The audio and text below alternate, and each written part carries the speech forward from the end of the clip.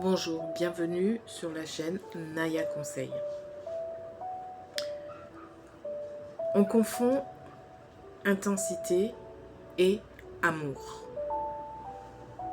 Ce n'est pas parce que c'est intense que c'est de l'amour. Ce n'est pas non plus parce que ça te fait vibrer que c'est sain. Beaucoup de personnes confondent les montagnes russes émotionnelles avec de la passion.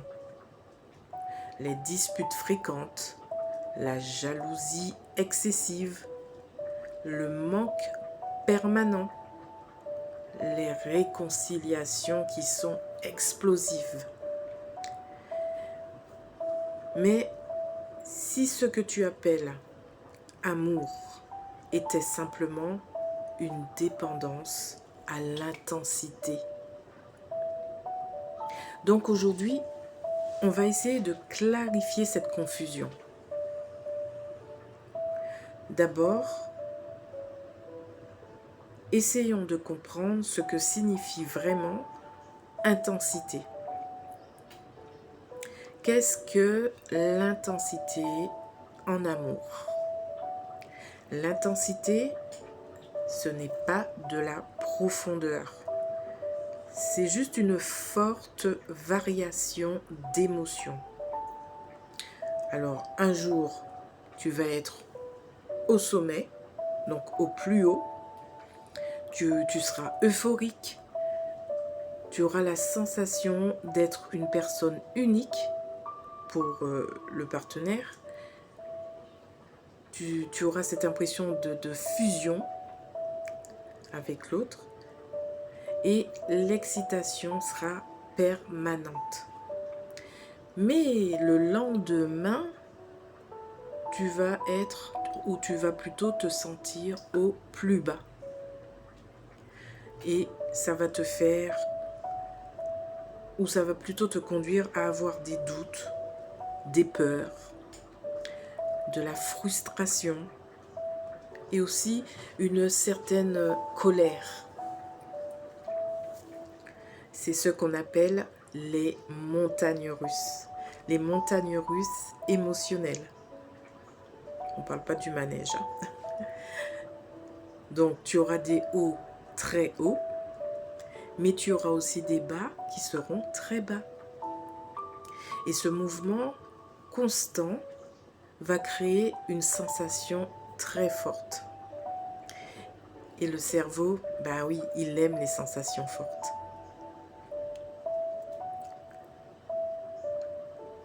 On le voit quand par exemple on voit dans une fête foraine, on fait un manège, mais on fait un manège qui est vraiment avec la sensation quoi, hyper forte. Et bien, malgré la peur, on a envie de recommencer. Et bien là, c'est pareil. Le cerveau, il aime tellement ça qu'on y entre à pieds joints. Donc maintenant, on va regarder les éléments qu'on confond souvent avec l'amour. Quels sont les éléments que nous confondons souvent avec l'amour? Alors, il y a le manque. Le manque, c'est cette sensation de vide quand l'autre n'est pas là.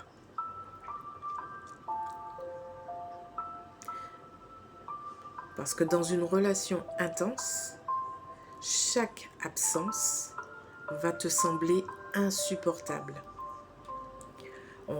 Et en fait, tu vas vérifier constamment ton téléphone parce que tu es en attente d'un message.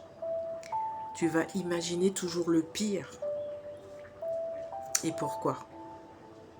Tout simplement parce que l'attachement est chargé d'angoisse et tu ne te sens pas en sécurité. Et du coup, le manque devient alors la preuve. Et là, tu vas te dire, j'aime fort, j'aime très fort. Pour toi, ce sera une preuve parce que tu auras ce manque. Mais en réalité,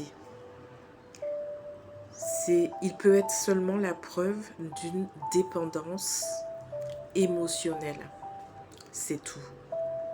C'est pas la preuve que tu aimes, que tu as de l'amour pour la personne. C'est juste que tu es en dépendance émotionnelle. D'où ce fait que ce manque peut traduire cela. On peut aussi parler de la jalousie. La jalousie, c'est pas une preuve d'amour. Non, non, c'est pas une preuve d'amour. Je vous le redis. Oui, on entend souvent les gens qui disent oui, par exemple, je suis jalouse ou je suis jaloux. Comment dire, ils prennent cette jalousie comme de l'amour. Mais non, ce n'est pas de l'amour. La jalousie, c'est une peur. C'est juste une peur. Et la peur de quoi? Eh bien, la peur d'être remplacé par quelqu'un d'autre. La peur qu'on ne soit pas suffisant pour notre partenaire. Et c'est aussi la peur de perdre le contrôle. Parce que dans une relation stable, la confiance va limiter la jalousie. En fait, si ta relation elle est stable, tu n'auras pas cette forte jalousie. Parce que tu seras en paix, tu seras tranquille. Tandis que si tu es dans quelque chose qui est intense, eh bien c'est là que la jalousie naît. Et la jalousie n'est pas de l'amour, je le répète, ce n'est juste que de la peur.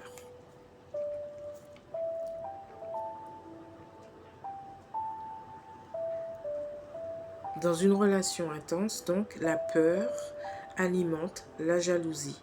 Dans une relation stable, la confiance va limiter la jalousie. Et plus ta peur sera forte, plus l'émotion va te sembler passionnée. Alors, on peut aussi parler des disputes fréquentes. En fait, les gens pensent que quand on se dispute, c'est parce qu'on s'aime fort. Je me dispute avec mon partenaire, mais c'est parce qu'il y a de l'amour entre nous. Mais en réalité, si on analyse un peu plus et qu'on regarde un peu plus loin,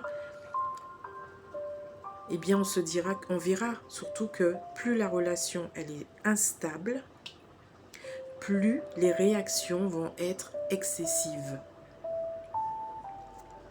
Et pourquoi? Parce que chacun de vous deux va réagir avec ses propres blessures, mais pas avec de la maturité. En fait, c'est vos blessures, vos anciennes blessures, qui datent de très loin, même dans l'enfance, qui sont là, qui vont remonter, et vous réagissez par rapport à cela. Donc, c'est comme des souvenirs qui remontent dans votre esprit, dans votre cerveau, et qui vous fait réagir ainsi. C'est pas de la maturité du tout. Parce que les disputes répétées, ça va créer de la tension, forcément. Si vous n'arrêtez pas de vous disputer, forcément, c'est de la tension qu'il y aura dans le couple. Et quand il y a la tension, qu'il y a les disputes et qu'il y a la tension, qu'est-ce que vous faites? Vous essayez de vous réconcilier. Et du coup, le fait de vous réconcilier, ça va créer du soulagement pour vous. Mais c'est un cycle, ce cycle de tension, ensuite de soulagement, donc dispute, réconciliation, donc soulagement, bien ça va devenir addictif. Ça va être, moi j'appelle ça un cercle vicieux. Je me dispute, je me réconcilie et du coup je suis soulagée. Mais ce n'est pas de l'amour, je le répète encore, ce n'est pas de l'amour, c'est juste un cycle émotionnel. Comme je viens de le dire, on se dispute, on se réconcilie et on est soulagé. C'est un cycle émotionnel. Donc, quand il n'y a pas de dispute entre vous, donc pas d'intensité très forte, c'est quoi qu'est-ce qui se place là? Qu'est-ce qui est présent? C'est un calme. c'est le calme. Et ce calme, il va vous déranger. Ce calme, il va vous déranger. Pourquoi? Parce que quand la relation, elle est constante, respectueuse, prévisible et surtout sécurisante, eh bien, il y a des personnes qui se disent il manque quelque chose. Et qu'est-ce qu'il manque pour vous? Eh bien, il manque le chaos total. Les disputes, la jalousie, il manque tout ça pour vous. Donc, vous allez dire il manque le chaos. Enfin, vous n'allez pas le dire, mais vous le pensez. Il manque quelque chose. C'est fade. Mais sache une chose, si tu as grandi dans l'instabilité,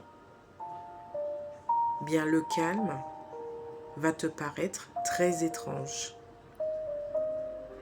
Mais le calme, c'est pas du vide. Le calme, c'est juste la relation qui est stable.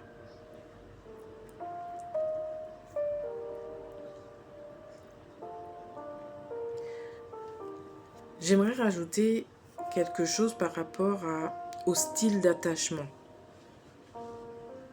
Donc, on va dire qu'il existe dans la psychologie des styles d'attachement. Et c'est la manière dont on a appris, souvent bien sûr dans l'enfance, puisque tout démarre le plus souvent dans l'enfance, à vivre nos relations. Bon, sans entrer dans des termes hyper techniques, je vais citer 3 principales grandes tendances. Alors la première, ce sera l'attachement anxieux. Donc les personnes anxieuses, ce sont les personnes qui ont peur d'être abandonnées. Donc dans la relation, je parle. Ce sont des personnes qui ont besoin de beaucoup d'assurance, d'être tout le temps. En fait, ils ont besoin d'être rassurés tout le temps. Ce sont aussi des personnes qui ressentent très fortement le manque. Et ce sont des personnes aussi qui vivent les relations avec beaucoup d'intensité. Donc c'est ça l'attachement anxieux. Et donc ces personnes-là peuvent confondre l'angoisse avec de l'amour profond. Donc plus ça va faire peur, et bien plus ça va sembler important pour cette personne qui vit cet attachement anxieux.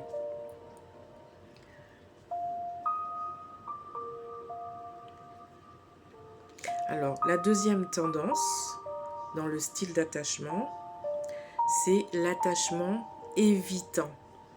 Dans le mot évitant, on entend évite. Donc, ce sont les personnes évitantes, ce sont des personnes qui ont du mal forcément avec l'engagement profond. Ce sont des personnes qui vont prendre de la distance quand ça va devenir trop sérieux. Et ça, j'en avais déjà parlé dans une de mes vidéos. Donc, je vous invite à aller l'écouter. Je crois que c'est dans la vidéo de l'auto-sabotage, si je me souviens bien. Et les personnes évitantes qui ont ce style d'attachement, ce sont des personnes qui vont fuir le conflit émotionnel. Et donc, ces personnes qui ont l'attachement évitant, elles vont elles vont des fois essayer de créer de l'instabilité, mais elles le font sans le vouloir. C'est vraiment inconscient. Et cette instabilité va alimenter l'intensité dans l'amour. Et la troisième grande tendance dans les styles d'attachement que je vais donner, c'est l'attachement sécurisant. Alors, ce sont des personnes sécurisantes qui communiquent clairement leurs besoins, leurs attentes. Ce sont des personnes qui restent constantes. Excusez-moi. Et ce sont des personnes qui vont gérer les conflits, mais sans drame. Elles ne vont pas chercher à dramatiser les choses. Et ça, donc l'attachement sécurisant, c'est l'amour des gens. En fait, c'est des gens qui ont un amour beaucoup plus calme, qui est moins spectaculaire. C'est un amour qui est beaucoup plus stable.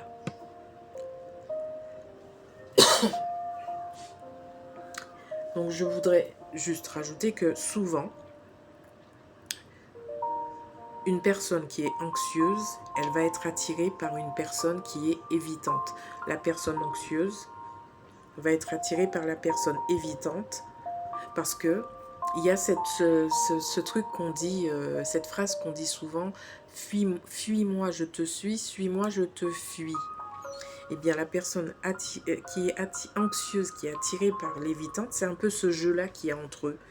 Le jeu du je te suis, tu me fuis. Je te fuis, tu me poursuis. Parce que l'un va poursuivre, donc la personne anxieuse va plutôt être dans la poursuite et la personne évitante va plutôt être dans la fuite. Donc l'anxieuse, elle est souvent attirée par ces personnes-là. Et cette dynamique-là va créer exactement ce qu'on appelle les montagnes russes. Donc un coup en haut, un coup en bas. Et beaucoup prennent cette tension pour de la passion. Parce que des fois c'est très haut, c'est passionné, c'est passionnel. Et puis le lendemain ça va être bof. Et pour ces personnes qui sont dans ce cas, ça va être de la passion. Mais en réalité, c'est juste, je suis désolée de le dire, mais c'est ce que j'ai analysé, c'est juste un déséquilibre émotionnel.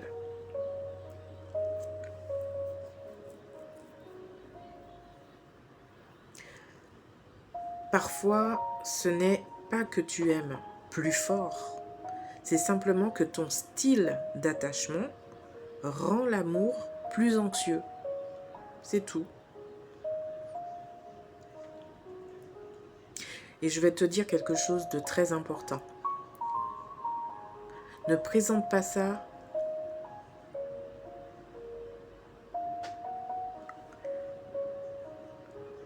comme de l'amour. Rappelle-toi bien ça. Prends le temps d'analyser ces émotions que tu ressens. Parce que même si tu aimes fort, rappelle-toi de cela, c'est simplement que ton style d'attachement, pense à ton style d'attachement. Parce que le style d'attachement va rendre l'amour beaucoup plus anxieux.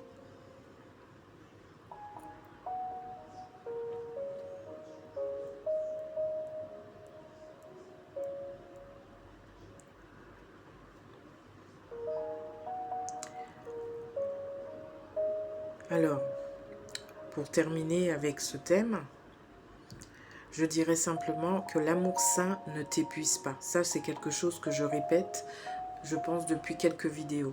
L'amour sain ne t'épuise pas. Il ne te fait pas douter chaque semaine, non plus. Il ne te fait pas courir après une validation. Il ne te fait pas trembler en permanence. Donc, il ne te fait pas peur en permanence. Par contre, l'amour sain, c'est un amour qui est régulier, cohérent et surtout sécurisant. Ce n'est pas spectaculaire comme on voudrait qu'il soit tous les jours ou tout le temps, mais c'est un amour qui est solide. L'amour sain est un amour qui est solide.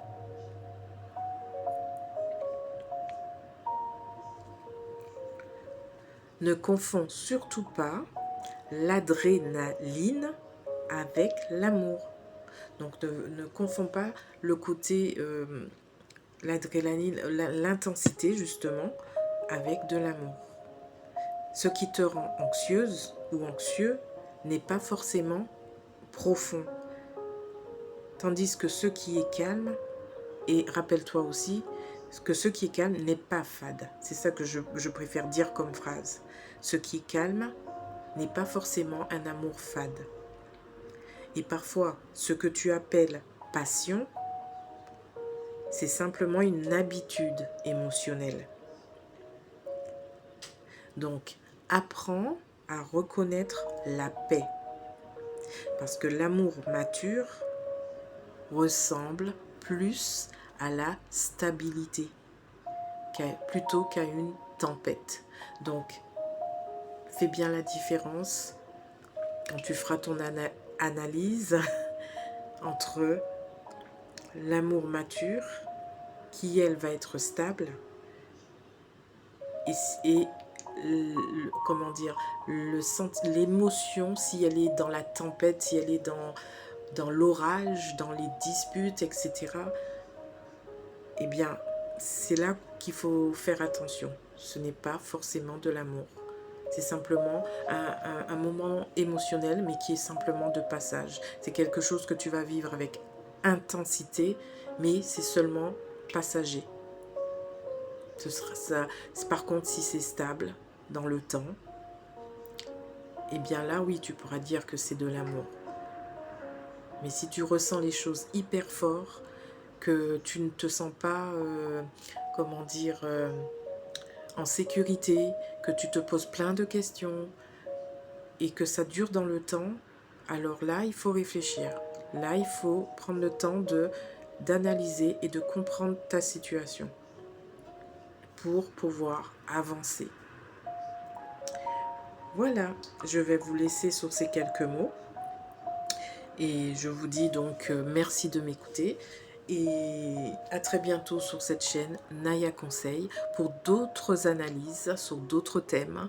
On va peut-être des fois laisser un peu de côté les relations, l'amour et peut-être analyser des comportements dans notre vie quotidienne. Donc restez à l'écoute et je vous dis à très bientôt. Et en attendant, prends soin de toi.